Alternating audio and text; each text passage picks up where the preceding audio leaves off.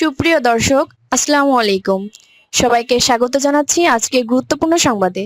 প্রথমেই জানিয়ে দিচ্ছি সংবাদ শিরোনাম, পরে বিস্তারিত। বেরিয়ে এলো মুসাব্বির হত্যাকাণ্ডের নেপথ্যের ভয়ঙ্কর চিত্র। চাঁদাবাজি, আধিপত্য, দলীয় দ্বন্দ্ব, যে কারণে রক্তে রঞ্জিত হল তেজতুরি বাজার। শুনছিলেন সংবাদ শিরোনাম, এখন বিস্তারিত। তার আগে হৃদয় ছুঁয়ে যাওয়া একটি অনুরোধ। যদি মুসাব্বির নামটি আপনার বিবেককে নাড়া দেয়, যদি প্রকাশ্য গুলিবিদ্ধ হওয়ার সেই মুহূর্ত আপনাকে প্রশ্ন করতে বাধ্য করে, তবে আজ একটু সময় দিন। কমেন্টে শুধু লিখুন, মুসাব্বির হত্যার চাই, আর দোয়া করুন, হে আল্লাহ, শহীদ মুসাব্বিরকে জান্নাতুল ফেরদাউস দান করুন। তার পরিবারের হৃদয়ে নেমে আসুক ধৈর্য ও শান্তি। আর যদি আপনি চান সত্যটা চাপা না পড়ুক, যদি চান আমরা ভয় ছাড়াই এসব খবর আপনাদের কাছে পৌঁছে দিতে পারি, তাহলে এখনই চ্যানেলটি সাবস্ক্রাইব করুন। সাবস্ক্রাইব মানে শুধু একটি বাটন চাপা নয়, এটি অন্যায়ের বিরুদ্ধে সত্যের পাশে দাঁড়ানোর অঙ্গীকার। চলুন নীরব না থেকে বিস্তারিত জেনে নিই। বেরিয়ে এলো মুসাব্বির হত্যাকাণ্ডের নেপথ্যের ভয়ঙ্কর চিত্র। চাঁদাবাজি, আধিপত্য, দলীয় দ্বন্দ্ব, যে কারণে রক্তে রঞ্জিত হল তেজতুরি বাজার। রাজধানীর তেজগাঁও, ব্যস্ত শহরের স্বাভাবিক সন্ধে। হঠাৎ করেই আতঙ্কে রূপ নেয়। কয়েক সেকেন্ডের গুলির শব্দ বদলে দেয় বহু হিসাব, থামিয়ে দেয় একটি জীবন, আর সামনে নিয়ে আসে রাজনীতির ভেতরের ভয়ঙ্কর বাস্তবতা। ঢাকা মহানগর উত্তর স্বেচ্ছাসেবক দলের সাবেক সাধারণ সম্পাদক মোহাম্মদ আজিজুর রহমান ওরফে মুসাব্বির হত্যাকাণ্ড নিয়ে একের পর এক চাঞ্চল্যকর তথ্য বেরিয়ে আসছে। বুধবার রাত আনুমানিক ৮:২০, তেজতুরি বাজার এলাকার স্টার কাবাবের পেছনের গলি, Ahsanullah institute of technical and vocational education and training AITVET polytechnic ইনস্টিটিউটের সামনের পাকা রাস্তা। প্রতিদিনের মতো বন্ধুদের সঙ্গে কারওয়ান বাজার সুপারস্টার হোটেলে আড্ডা শেষে বাসার উদ্দেশ্যে রওনা দেন মুসাব্বির। সঙ্গে ছিলেন কারওয়ান বাজার ভ্যান চালক সমিতির সাধারণ সম্পাদক আবু সুফিয়ান ব্যাপারী ওরফে মাসুদ। প্রত্যক্ষদর্শীদের ভাষ্য অনুযায়ী ঘটনার আগেই কয়েকজন যুবক ওই এলাকায় ঘোরাঘুরি করছিল। আচরণ ছিল সন্দেহজনক, কিন্তু ব্যস্ত এলাকায় এমন দৃশ্য নতুন নয় বলে কেউ গুরুত্ব দেয়নি। ঠিক তখনই ওত পেটে থাকা ৪ থেকে ৫ জন অজ্ঞাতনামা অস্ত্রধারী তাদের গতিরোধ করে। কোনো কথা, কোনো তর্ক নয়, একেবারে কাছ থেকে এলোপাথারি গুলি শুরু হয়। মুসাব্বিরের ডান হাতের কনুই ও পেটের ডান পাশে গুলি লাগে। তিনি রক্তাক্ত অবস্থায় মাটিতে লুটিয়ে পড়েন। তাকে বাঁচাতে এগিয়ে গেলে মাসুদকেও পেটের বাঁ পাশে গুলি করা হয়। দুজনই রাস্তায় পড়ে ছটফট করতে থাকেন। হামলাবাড়িরা নিশ্চিত হতে চায় কাজ শেষ হয়েছে কিনা। এরপর গুলি করতে করতে পালিয়ে যায় তারা।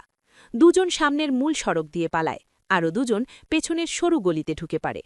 ঘটনাস্থলে তখন শুধু আতঙ্ক, চিৎকার আর মানুষের ভিড়। আহত অবস্থায় দুজনকে দ্রুত উদ্ধার করে প্রথমে নেওয়া হয় বিআরবি হাসপাতালে। সেখানে কর্তব্যরত চিকিৎসক মুসাব্বিরকে মৃত ঘোষণা করেন। পরে তার মরদেহ পাঠানো হয় ঢাকা মেডিকেল কলেজ মর্গে। মাসুদকে উন্নত চিকিৎসার জন্য ঢাকা মেডিকেলে নেওয়া হয়। তার পেটে অস্ত্রোপচার করা হয়। চিকিৎসকেরা জানান তার অবস্থা ছিল সংকটাপন্ন, তবে বর্তমানে তিনি শঙ্কামুক্ত। এই হত্যাকাণ্ডের পরপরই পুরো তেজগাঁও এলাকায় আতঙ্ক ছড়িয়ে পড়ে। রাজনৈতিক অঙ্গনেও শুরু হয় তীব্র আলোচনা। এটি কি শুধুই একটি ব্যক্তিগত শত্রুতার ফল, নাকি এর পেছনে রয়েছে দীর্ঘদিনের জমে থাকা চাঁদাবাজি ও আধিপত্য বিস্তারের লড়াই? নিহতের স্ত্রী সুরাইয়া বেগম বৃহস্পতিবার তেজগাঁও থানায় মামলা করেন। মামলায় অজ্ঞাতনামা ৪ থেকে ৫ জনকে আসামি করা হয়। কিন্তু তদন্ত শুরুর পরই স্পষ্ট হতে থাকে এই হত্যাকাণ্ডের শিকড় অনেক গভীরে। পুলিশ ঘটনাস্থল থেকে ৭.৬৫ বোরের ৩টি গুলির খোসা উদ্ধার করে। আশেপাশের সব সিসিটিভি ফুটেজ সংগ্রহ করে বিশ্লেষণ শুরু হয়। মহানগর গোয়েন্দা পুলিশ ও তেজগাঁও থানা পুলিশ যৌথভাবে অভিযান চালায়। কয়েকজন সন্দেহজনককে হেফাজতে নিয়ে জিজ্ঞাসাবাদ করা হয়। বুধবার 11:30টায় কারওয়ান বাজার থেকে মোহাম্মদ ফারুক হোসেনকে হেফাজতে নেয় ডিবি। তিনি ২৬ নম্বর ওয়ার্ড যুবদলের সহসভাপতি। রাত ১:৩০টায় ঢাকা মেডিকেল কলেজের সামনে থেকে হেফাজতে নেওয়া হয় আব্দুল মজিদ মিলনকে। তিনি ২৬ নম্বর ওয়ার্ড বিএনপির অঙ্গ সংগঠক। এছাড়া মামলার তদন্তে থাকা তেজগাঁও থানা পুলিশ আরও ৩ জনকে হেফাজতে নেয়। সবাই কোনো না কোনোভাবে রাজনৈতিক সংগঠনের সঙ্গে যুক্ত, যা তদন্তকে আরও জটিল করে তোলে। এই হত্যাকাণ্ড নিয়ে সবচেয়ে আলোড়ন তোলে ডিএমপি কমিশনার শেখ সাজ্জাদ আলীর মন্তব্য। তিনি স্পষ্টভাবে বলেন, মুসাব্বির হত্যার নেপথ্যে রয়েছে চাঁদাবাজি ও আধিপত্য বিস্তার। ঘটনাটি ঘটিয়েছে রহমান, তাকে এখনও পাওয়া যায়নি। তাকে পেলেই সব বেরিয়ে যাবে।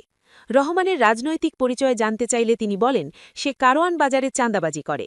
এই বক্তব্যের পর থেকেই তদন্তের দিক আরও স্পষ্ট হয়। পুলিশ সূত্র জানায়, কারওয়ান বাজারে চাঁদা নিয়ন্ত্রণ নিয়ে মুসাব্বিরের সঙ্গে একাধিক ব্যক্তির দীর্ঘদিনের দ্বন্দ্ব চলছিল। বিশেষ করে ৫ই অগস্ট রাজনৈতিক পটপরিবর্তনের পর পরিস্থিতি আরও উত্তপ্ত হয়ে ওঠে। ঢাকা মহানগর উত্তর বিএনপির শীর্ষ এক নেতার সঙ্গে সহ কয়েকজনের বিরোধ তৈরি হয়। এছাড়া যুবদলের বর্হিত নেতা আব্দুর রহমানের সঙ্গেও তার দ্বন্দ্ব ছিল। হত্যাকাণ্ডে তার সম্পৃক্ততার বিষয়টি তদন্তে গুরুত্ব পাচ্ছে।